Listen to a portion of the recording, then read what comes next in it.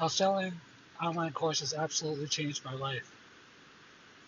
So I feel like the arc or story that I was telling myself about my life, maybe the self-definition, has changed quite a bit. And online courses have been a significant current step in that. Very significant, extremely significant. And I think the overarching principle is the foundation. What it is that I always felt like I was behind because I was building a really, really strong foundation. Other people already had their houses up, but I was trying to build like a skyscraper, and they were building like a one story. So I felt jealous, and I felt like, these people have their houses, and all I have is a foundation, and years of building a foundation. But now I see the skyscraper starting to come into play. So if you have a vision in your heart to do something big, even if it takes longer, don't compare yourself to others. Like if they're doing a one-story house and you're doing a skyscraper, it takes more time to do the skyscraper. If you don't have a really solid foundation, the skyscraper is going to collapse. So other people might be renting out their house and making money, and you're still building a foundation. But when you have the skyscraper, you can rent out, 100 offices or 1,000 or however many there are. So you're going to, be kind of ahead of the game. So in terms of online courses, a few fundamental things. One is that the first thing, which is not the major thing, but is kind of the major thing in a way, is that it just taught me to do a really difficult skill that's very valuable because there's a lot involved. I could do an entire video on what's involved in making and selling online courses. I'll just give like the Cliff Notes version. Like there's two different aspects to sales. The first aspect is PR to get people to, not PR, but I would say marketing. If you don't have good marketing, then your course won't look attractive. People won't buy it. But the second step, which doesn't happen if you can't do the first one successfully, if you can't market successfully, is the quality of the course. Because if people take the course and don't like it, then they'll want a refund. And not only that, instead of positive word of mouth, you get negative word of mouth.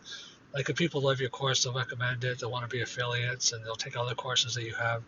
So two-step process to selling courses. The first is really good marketing, so people find out about you. Like Grant Cardone says, your biggest liability is that nobody knows about you. You're living in obscurity. So once you get past the obscurity and people know you and they can evaluate your offer, if you don't have good marketing, good graphics, good design, good copy, then they think it's an amateur. And people don't want to. They think if the presentation is amateurish, then the content is amateurish. I was always better at content than I was at presentation, so my content was always better. So I had to hire and learn skills both to make my presentation commensurate with the quality of the content, so that people do judge a book by its cover.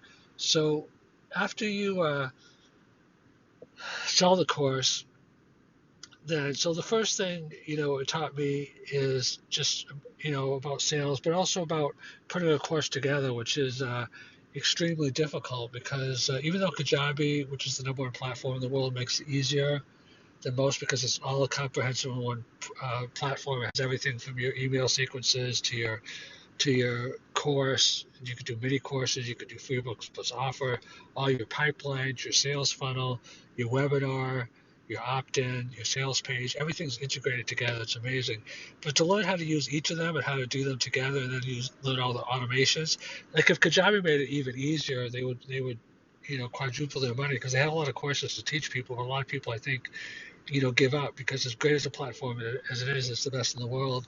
Not everybody makes money right away because you have to invest. I say I've invested probably 300 hours. Like just the last month, pretty much all I've been doing is Kajabi, just learning about Kajabi more and more and more. And it's such a sense of mastery to know that I've kind of figured it out, and that I can actually use it in the powerful way that it's intended to be used. So yeah, a couple other things that have really been amazing with online courses. One is that, well, first of all, they're extremely lucrative. So, from a revenue perspective, they're great from a brand perspective. Like I published 19 books, and that helped my business a lot because people are like, oh, you're an expert in this, you're an expert in that, and I get, speaking engagements and other things. But online courses make you even more of an authority, and it opens you up to higher clientele and higher price points, because in a book you're charging, maybe $20. An online course you could charge 1,000 or 10,000. Plus it ties in naturally with coaching. It ties in naturally with membership sites.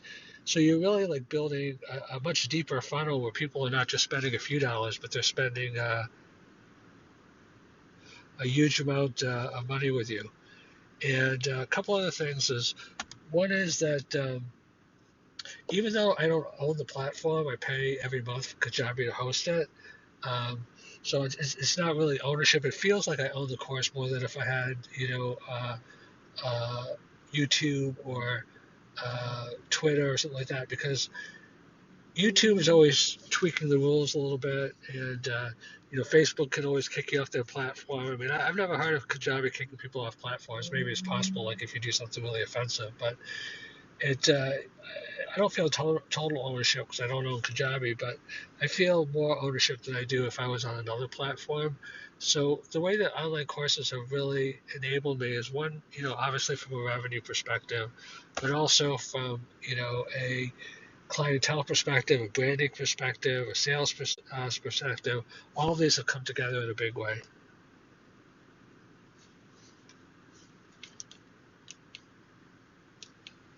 I can get this to turn off.